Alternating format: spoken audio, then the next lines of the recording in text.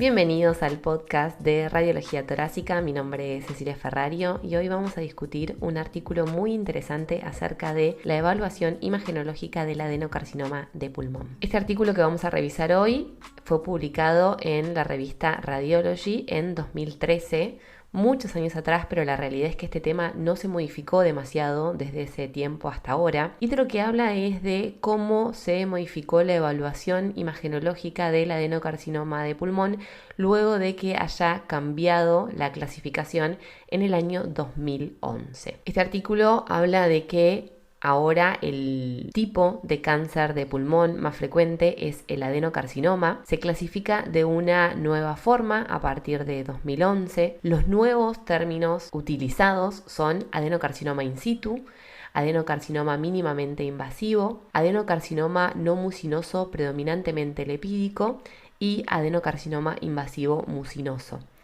Esos 4 términos se introdujeron en la actualización de 2011. Este artículo está desarrollado por John Austin y William Travis. Es un artículo en el que participan muchos profesionales de diferentes instituciones de Estados Unidos. El primer autor es del Departamento de Radiología de la Universidad de Columbia en Nueva York. Ellos lo primero que hablan es de que el adenocarcinoma de pulmón se ha convertido en el subtipo histológico más frecuente de cáncer de pulmón.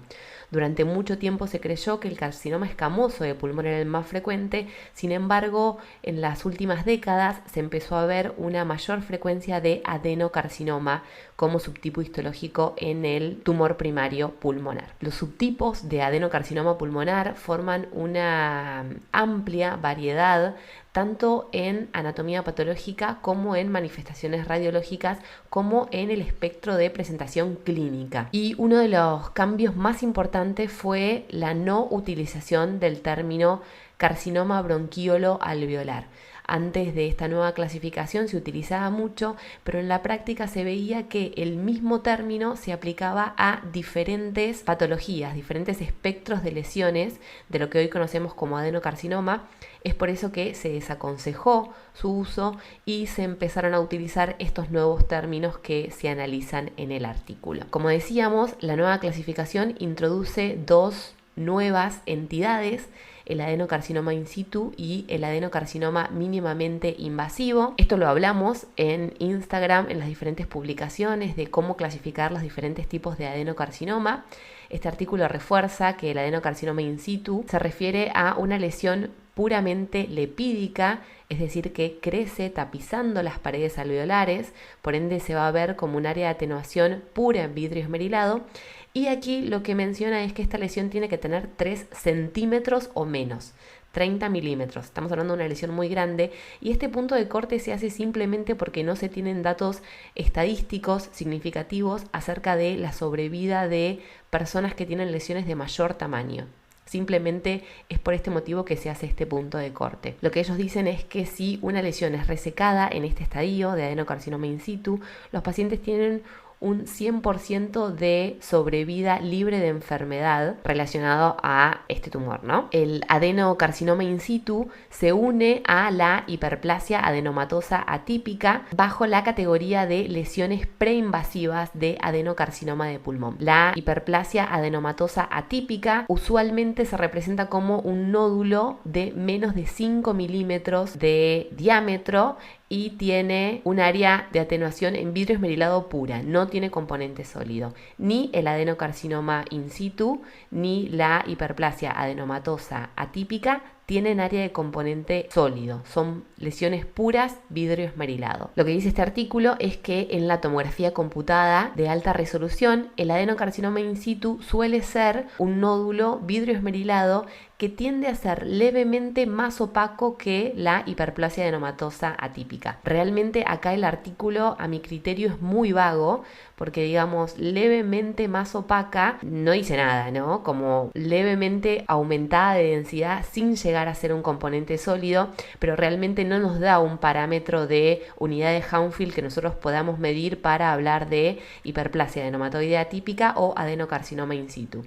Sí es importante esto que menciona del diámetro diámetro máximo en el plano axial, que la hiperplasia adenomatosa atípica no debiera superar los 5 milímetros, mientras que el adenocarcinoma in situ puede llegar hasta los 30 milímetros, 3 centímetros de diámetro. El artículo menciona que en el caso de adenocarcinomas que tengan un componente invasivo y un componente no invasivo, es decir, áreas con atenuación sólida y áreas con atenuación en vidrio esmerilado, el término lepídico se introduce para reemplazar el viejo término de carcinoma bronquiolo alveolar que se utilizaba previamente. Y acuérdense que cuando tenemos un nódulo subsólido mixto, tenemos que tener en cuenta cuánto mide el componente sólido. Si ese componente sólido mide menos de 5 milímetros, vamos a estar ante la presencia de un carcinoma mínimamente invasivo, que es MIA por sus siglas en inglés. Y si ese componente sólido es de más de 5 milímetros, vamos a estar hablando de un adenocarcinoma predominantemente lepídico, LEP. Cuando seguimos avanzando, el artículo habla de una cuestión interesante que tiene que ver con que los componentes histopatológicos del adenocarcinoma de pulmón pueden incluir colapso alveolar, es decir, atelectasia, presencia de células inflamatorias, fibroblastos, fibrosis, ocasionalmente secreción mucosa. Es por esto que muchas veces la tomografía puede sobreestimar el componente sólido cuando nosotros hablamos de que el componente sólido está directamente relacionado con el componente invasivo. Podemos en realidad estar tomando todos estos hallazgos de la anatomía patológica como parte del componente invasivo, cuando en realidad podrían ser algo relacionado con inflamación, atelectasia o secreción mucosa. Sin embargo, el artículo también menciona que es importante que nosotros, como no tenemos forma de distinguir entre atelectasia y componente invasivo, siempre tomemos el área sólida de la lesión, la midamos y la contemplemos como componente invasivo. Más adelante habla también del adenocarcinoma invasivo mucinoso. En el canal de YouTube vamos a revisar un caso de un paciente con este diagnóstico. Es un diagnóstico muchas veces difícil porque puede simular neumonías de lenta resolución o de no resolución en el tiempo.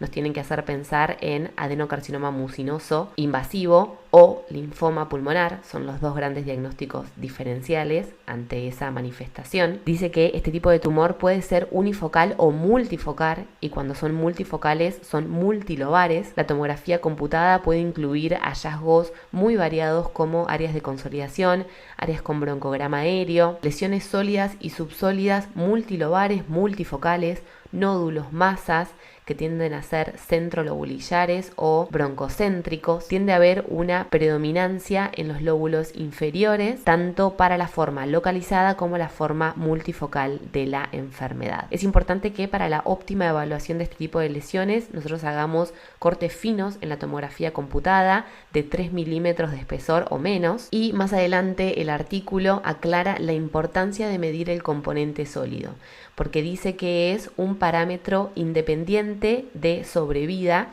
no tanto el tamaño total del nódulo, en el caso que estemos evaluando un nódulo subsólido mixto, sino el tamaño del componente sólido es lo que va a determinar la sobrevida del paciente. Para finalizar, habla de la importancia de la evaluación del sistema nervioso central en la estadificación de este tipo de lesiones, puntualmente del adenocarcinoma invasivo, ya que es muy frecuente que estos tumores hagan metástasis al sistema nervioso central, por ende incluir una resonancia de cerebro siempre que estemos estadificando un paciente con sospecha de adenocarcinoma invasivo. Esto es todo por hoy, espero que les haya servido esta revisión del artículo sobre el impacto que tiene la evaluación del adenocarcinoma pulmonar después de la nueva clasificación de este tipo de lesiones en 2011. Hasta acá llegamos por hoy, muchas gracias por acompañarme y nos vemos en la próxima.